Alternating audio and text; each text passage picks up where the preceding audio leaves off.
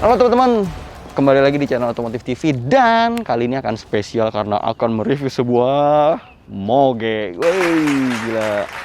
Excited banget kalau nge-review moge ya, terutama Ducati, dan ini adalah Ducati Panigale V2. Emang motornya nggak baru-baru banget sih teman-teman.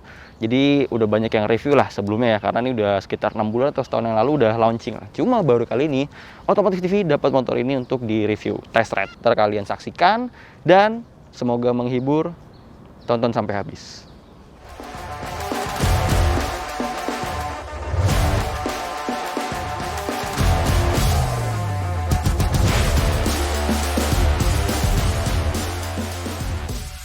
Oke, kalau motor-motor Italia itu ya, termasuk kayak Ducati ini tuh punya desain yang berbeda banget sama motor Jepangan. Buka dulu ya teman-teman. Ngap. Kalau di Ducati ini, Panigale V2 ini desainnya lebih simple. Cuman kalau dilihat secara keseluruhan, bohong sih kalau ada yang bilang Panigale ini nggak ganteng, nggak keren tuh bohong banget lah. Kemungkinannya kecil sih orang yang bilang kayak gitu. Bisa dilihat, fairingnya tuh lakukannya minim banget teman-teman. Walaupun dia tajam, cuma di sininya ya mengalir gitu aja, dan cuma ada di sini nih dua layer. Dua layernya ini ada fungsinya tentu aja, karena dia untuk bagian sini nih ada celah untuk membuang hawa panas mesin gitu, karena kalau ketutup semua ntar mesinnya hawanya nggak keluar, jadi panas terus. Sedangkan mukanya, ini mukanya cirinya Panigale banget ya. Kedua buah lampu LED proyektornya ini teman-teman punya desain yang kayak muka lagi marah gitu loh. Jadi kayak angry face banget, dan ini keren banget. Dia ada di RL-nya, ada yang ini untuk lampu deket, jadi dia gantian. Sebelah untuk dekat, sebelah untuk jauh gitu teman-teman. Kemudian di reflektornya ini juga ada ram air. Jadi ini keren banget ya. Kalau misalkan brand-brand lain tuh biasanya ram airnya ditaruh di tengah, dibikin lubang baru ya. Kalau ini dia jadi satu di reflektornya, jadi terlihat lebih simple, kayak nggak ada ram air, padahal ada fungsinya. Mantap banget. Terus ngelihat depannya, suspensinya upside down dengan cakram 320 mm, velgnya 3,5 mm dengan ban 120/70. Nih bannya dipakai Diablo Rosso Corsa 2 teman-teman. Jadi tampilnya padat dan ini kayak nunduk banget motornya. Padahal emang nunduk banget. Tadi desain sampingnya udah dilihat, nggak terlalu banyak lekukan. Kemudian juga tangki bahan bakarnya kelihatannya tipis, nggak besar, tapi kapasitasnya bisa sampai 17 liter teman-teman. Kemudian juga kalau kita ngeliat desain belakangnya, bodinya bolong nih. Ini jadi salah satu cirinya juga dari Panigale, itu bodinya yang bolong. Bisa dilihat sini. Jadi lampu belakangnya model sabit, dan lubang sabitnya itu bisa tembus. Ini tentu aja memberikan kesan sporty yang sangat amat terasa. Terus kalau ngeliat dari frontal, coba deh, bisa dilihat tinggi jok dengan setangnya hampir rata sob. Kalian bisa membayangkan seperti apa riding positionnya. Nanti kita bahas di riding position ya. Terus juga kalau untuk desain belakang, swing armnya untuk di varian Panigale V2 ini juga udah pakai single side swing arm. Pada kalau di generasi sebelum itu 959 ya, itu masih pakai double swing armnya. Nah dia ini pakai single side swing arm karena emang menjadi baby Panigale-nya V4. Jadi Panigale paling Panigale paling kecil saat ini.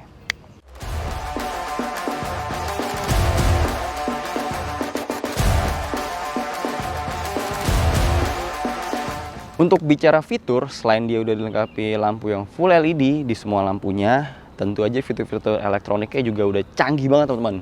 Seperti dia ada MUI yang bisa membaca gerakan motor kiri kanan, depan belakang, nyerong kiri, nyerong kanan, kayak gitulah. Jadi ini berpengaruh banget sama fitur-fitur elektronik lainnya. Seperti akhirnya ada wheelie control, ada engine brake control, ada traction control, kemudian juga ada quick shifter up and down. Terus juga masih ada fitur lainnya yang bisa kita lihat di speedometer. Kalau gitu kita lihat speedometernya. Ducati, layar speedometernya 4,3 inci digital, sudah fully digital ya teman-teman. Lihat tuh, keren banget. Meskipun nggak terlalu besar, tapi mudah dipantau nih teman-teman. Bisa kita lihat. Ini juga dia backgroundnya bisa berganti berdasarkan keadaan sekitar nih. Kalau lagi terang dia pakai background putih, kalau udah malam dia backgroundnya jadi hitam. Terus kita bisa langsung pilih riding modes-nya dengan menekan tombol Saint, ada sport, ada race, dan ada street. Terus dari masing-masing mode ini teman-teman, semuanya bisa kita atur. Jadi misalkan untuk race, engine-nya kita bisa low, medium, high. Ini high. Traction control bisa kita pilih mau berapa sensitif. Quick shifter-nya mau bikin up and down atau down doang atau up doang. ABS-nya bisa diatur juga. Wheelie control, engine brake control, jadi semuanya full custom. Canggih banget teman-teman.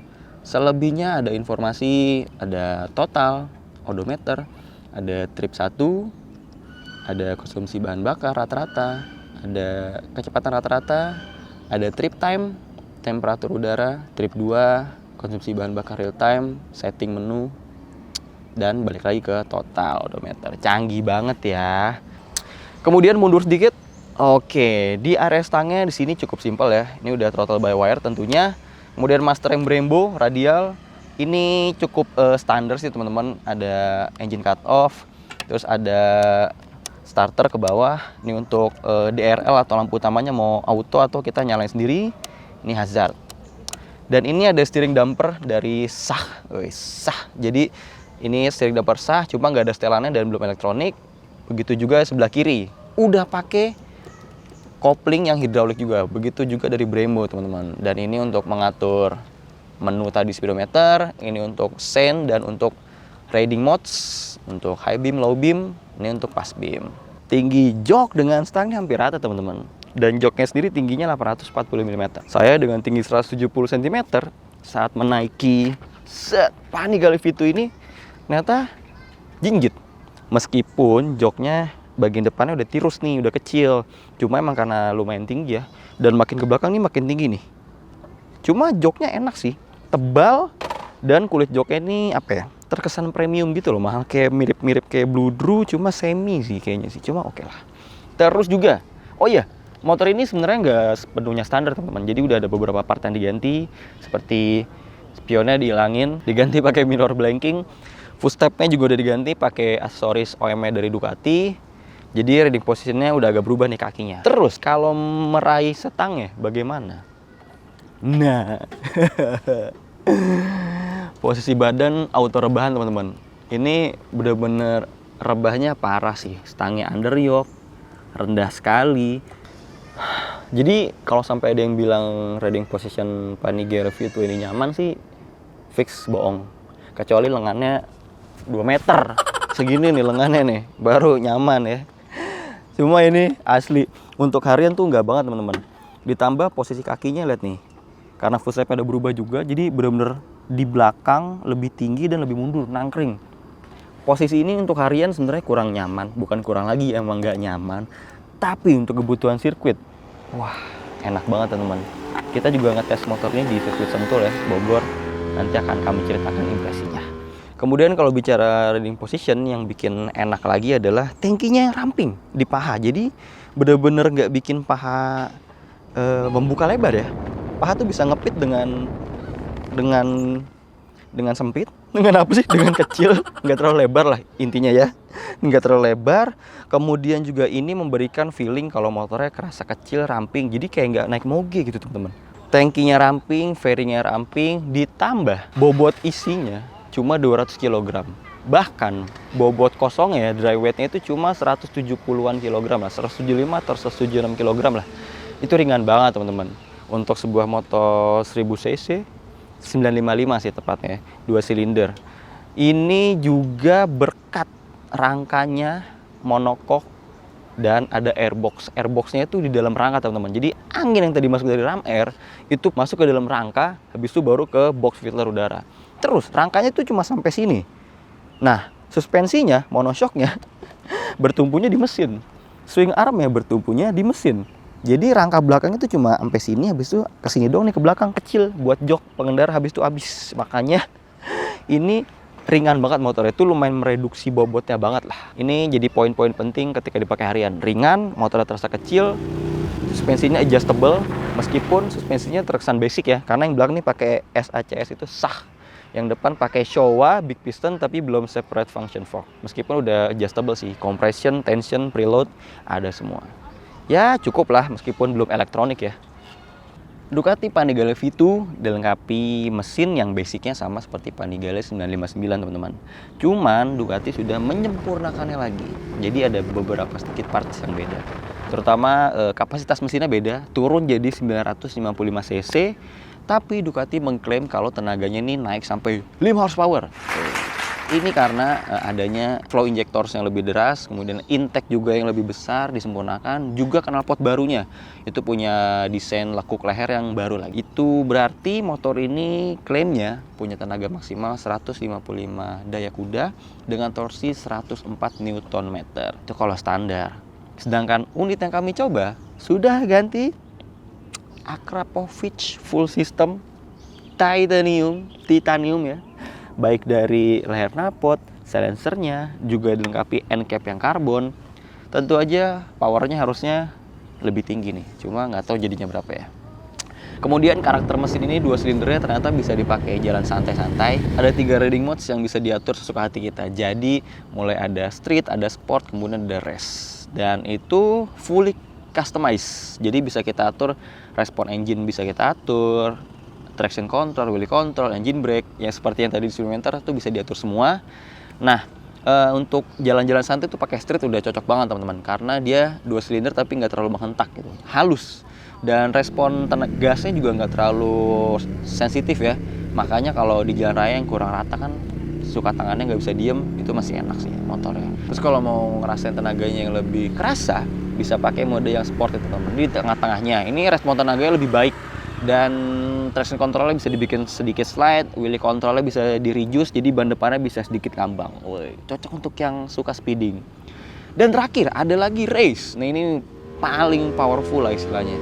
Ini traction controlnya bisa dimatikan atau masih bisa dihidupkan, tapi nggak terlalu sensitif. Jadi roda belakangnya bisa slide gitu. Kemudian wheelie controlnya bisa dimatikan juga atau bisa levelnya paling rendah. Jadi roda depannya ngambangnya bisa lebih tinggi gitu. Terus juga engine brake-nya bisa dibikin lebih glosor. Lalu quick shifternya bisa diatur mau up aja atau mau up and down. Harusnya sih up and down sih, enak quick shiftnya. Cuman ya itu persnelangnya tuh agak berat, makanya di kaki ini agak sakit saat nyungkil ya, saat naikin gigi. Begitu juga saat nurunin giginya. Terus kopling hidroliknya empuk. Lalu panas mesinnya, tentu aja teman-teman penasaran ya. Pasalnya duduknya itu di atas leher knalpot guys, jadi duduk bawahnya knalpot. Sebenarnya panasnya sih kerasa, cuman gampang hilang. Gampang hilangnya tuh dengan cara satu udah kerasa panas itu di sini ya, di bawah sini. Pas udah panas tinggal buka kaki aja. Jadi pas kita buka kaki itu angin dari depan akan masuk ke paha, habis itu panasnya hilang. Tapi kalau kita rapetin lagi, akan panas lagi. Cuma istilahnya lebih mudah hilang panasnya lah dibandingkan dengan sport yang panasnya bener-bener dari hawa mesin ya. Itu panasnya tuh nggak hilang-hilang sih di dengkul, kerasa banget. Berhubung Panigale V2 ini kurang friendly untuk dipakai harian, pagel coy. Jadi kami memutuskan untuk melakukan pengetesan di sirkuit Sentul. Untuk ngetes akselerasi, untuk ngetes handling, performa, dan pengeremannya semuanya lah. Cuman sebelum sampai di sirkuit Sentul, kami isi penuh dulu dengan bahan bakar Pertamax Turbo. Karena motor ini kan kompresinya perbandingannya 12,5:1 ya. Terus minimal tuh harus minum RON 95. Nah, akhirnya kami putuskan untuk pakai Pertamax Turbo. Yes, kami sarankan pakai Pertamax Turbo karena Pertamax Turbo itu punya formula namanya Ignition Boost Formula. Formula ini akan membuat pembakaran pada ruang bakar akan lebih sempurna, sehingga akan menghasilkan power dan torsi yang lebih maksimal dari Panigale V2. Ini sebanding banget. Ini tentunya berpengaruh dan penting banget untuk pengetesan kami di Sentul biar hasilnya lebih maksimal gitu. Terus juga dengan pembakaran yang lebih maksimal di ruang bakar tentu akan menghasilkan gas buang yang lebih ramah lingkungan gitu. Dan yang terakhir, Pertamax Turbo jadi bensin dengan oktan tertinggi di Indonesia yang mudah banget didapatkan di SPBU terdekat di tempat kalian. Jadi gampang banget untuk mendapatkan performa terbaik dari Panigale V2 ini dengan Pertamax Turbo.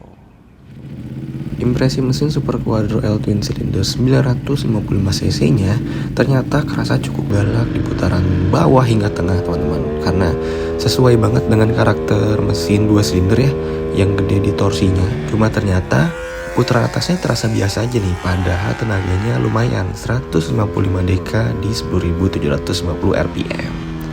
Ya cuma tetap aja sih kalau dibandingin dengan mesin 4 silinder, karakter tenaga atasnya tentu aja berbeda. Kemudian untuk melewati tikungan-tikungan kerasa sangat pede karena motor ini punya bobot yang sangat ringan ya, cuma 176 kg untuk berat keringnya.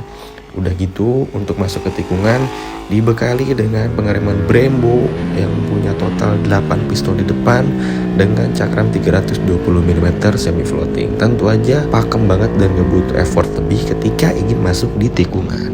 Apalagi suspensinya yang depan dan belakang sudah fully adjustable, jadi bisa disetel dengan karakter pengendara juga dengan kebutuhan sirkuitnya. Gampang banget buat setel kompresi, preload, rebound, depan ataupun belakang.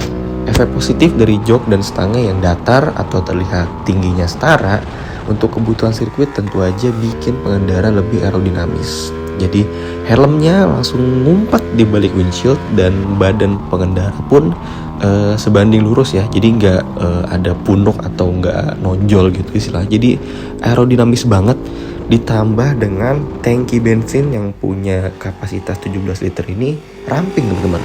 Jadi untuk berbelok atau saat lurusan, saat dijepit dan saat menapakkan paha di tangki tuh enak banget deh pokoknya. Jadi kesimpulannya, Ducati Panigale V2 punya harga jual 739 juta off the road teman-teman.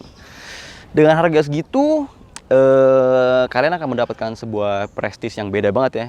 Ducati gitu loh, beda banget ketika kalian pakai brand Jepangan. Ducati Panigale ya udah pasti wahnya beda sih kan. Brandnya juga Ducati udah untuk buat moge gitu kan. Cuman sebenarnya sayangnya, kita ngomongin minusnya dulu ya. Sayangnya motor ini sebenarnya basic sih teman-teman. Jadi ini Panigale versi kecil, paling murah, paling basic. Bisa dilihat dari suspensinya basic banget, kemudian juga pengeremannya cuma pakai Brembo M4, maksudnya belum pakai yang Stylema atau apa gitu ya. Cakramnya juga belum full floating, jadi sebenarnya basic. Cuman dengan motor yang basic ini cocok untuk pengendara-pengendara moge yang beginner. Kenapa? Karena motornya nurut banget, ringan, lincah. Oleh karena itu motor ini jadi kerasa friendly banget karena kerasa kecil, ramping, ringan sih. Itu poin pentingnya. Cuman ya itu harus ditebus dengan riding position yang nunduk banget ya. Kalau untuk harian ini big no sih kalau buat saya. Cuma kalau untuk track day ini lebih dari cukup sih. Lebih dari cukup dari segi performa, dari segi handling, kaki-kaki udah cukup lah. Bisa disetel segala macem kaki-kakinya. Dan yang nggak usah dilupain tentu aja panas knalpot ya. Jadi ini panas knalpot teman-teman. Lebih ke knalpot sih karena panasnya di sini nih, di bawah nih. Cuma ya gampang hilang karena dengan hanya membuka kaki, hawa panasnya akan terbawa angin. Jadi seperti itu teman-teman, kurang lebih impresi kami mengenai Ducati Panigale V2. Jadi Panigale paling kecil dan paling murah, dan ini presisnya tentu akan mirip-mirip dengan V4-nya ya, karena desainnya bentuknya mirip banget sih, cuma dengan harga yang lebih terjangkau. Gimana kalau menurut kalian? Mendang-mending? Kalau gitu, terima kasih ya udah menonton Otomotif TV sampai selesai. Semoga cukup mengedukasi, informasinya tersampaikan, juga menghibur. Dan jangan lupa di like, di subscribe, di komen, dan selalu tunggu video-video selanjutnya. Nyalakan lonceng juga. Dan jangan lupa follow Instagram Otomotif_TV dan subscribe Motor Second. Sampai jumpa di video berikutnya. Tetap aman, patuhi 5M, jangan berkerumun. Sampai jumpa di video berikutnya.